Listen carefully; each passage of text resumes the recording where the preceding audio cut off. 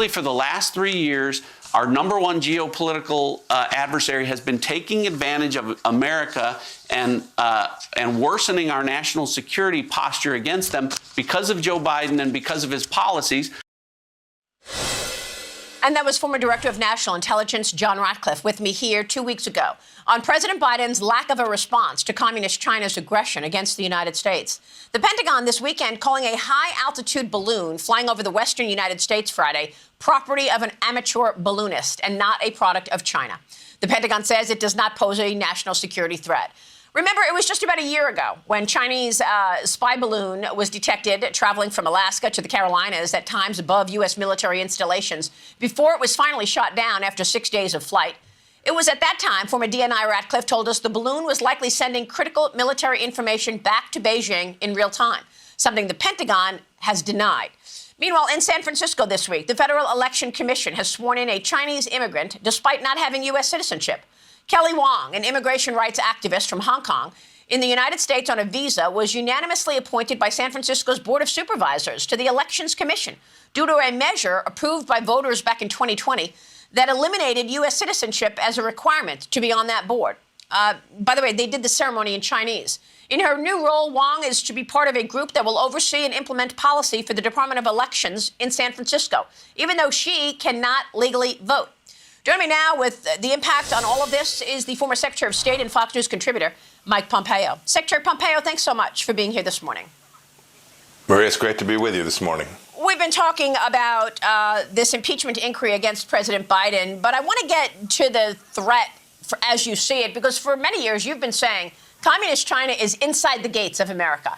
Talk to us about that threat.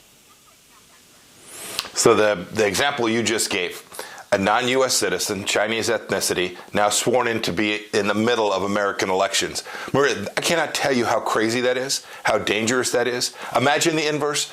Imagine an American, non-Chinese, of American ethnicity, right? Somebody who was Italian like me becoming part of the Chinese election system. It wouldn't happen. We are fools to think that is for the good of the United States, or the good of the people of San Francisco. And I could go through scores of cases. It's the spy operation that was being conducted in Houston, Texas.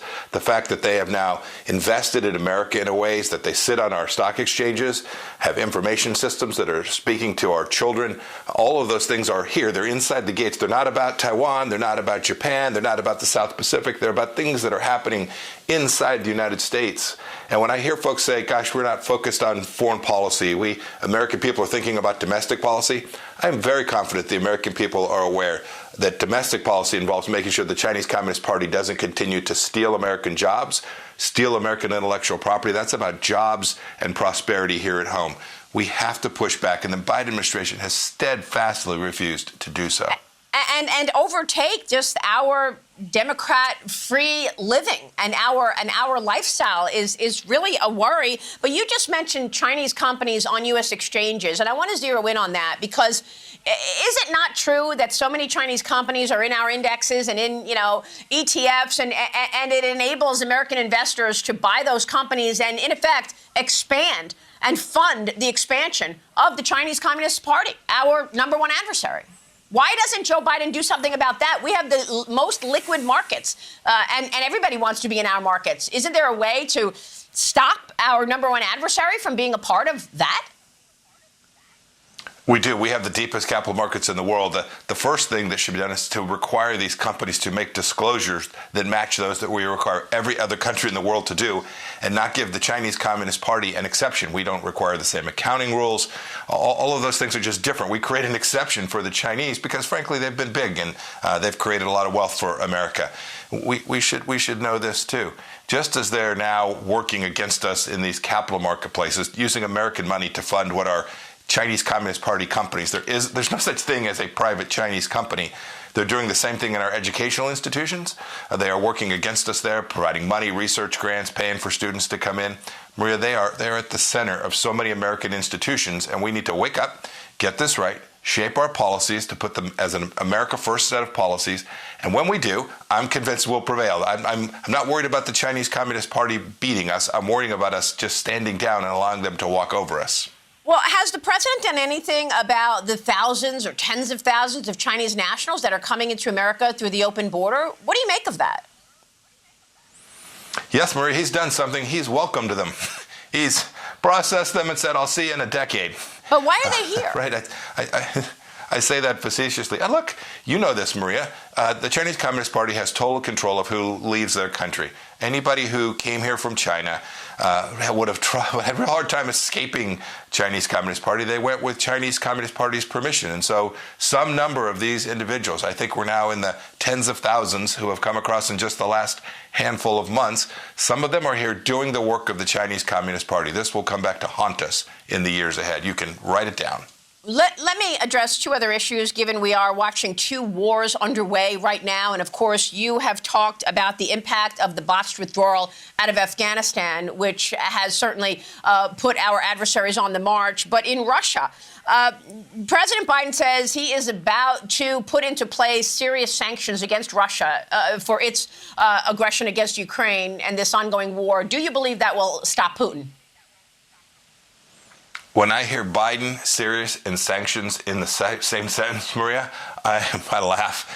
They've had 2 years to actually put sanctions in place that would restrict the capacity for the Russian economy to grow and fund its military machine that's killing Ukrainian kids. I doubt seriously that whatever sanctions they're going to put in place in the coming weeks are going to do anything different.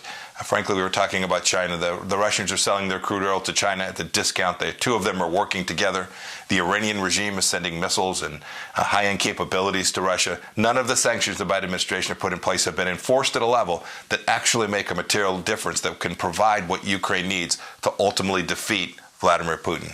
And the fact that China is selling the oil, that is why I pointed out the story earlier that Michael Schellenberger is reporting Chinese control over U.S. oil and gas is at the heart of the Biden family influence peddling, according to a whistleblower. But real quick, before you go on Israel, I know you just got back from Israel, Secretary.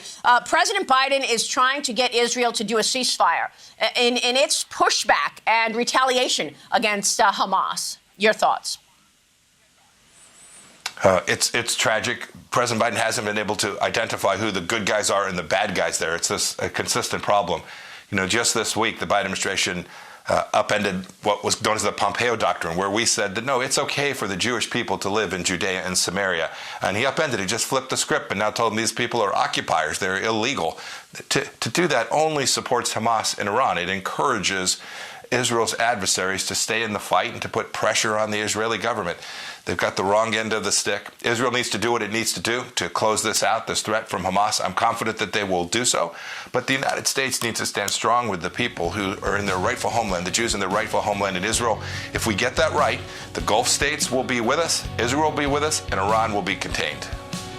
Great to have you this morning, Secretary. Thanks very much. Secretary of State Maria. Mike Bless you. Pompeo. Have a good day. Good to see you, sir. Thank you. We'll be right back.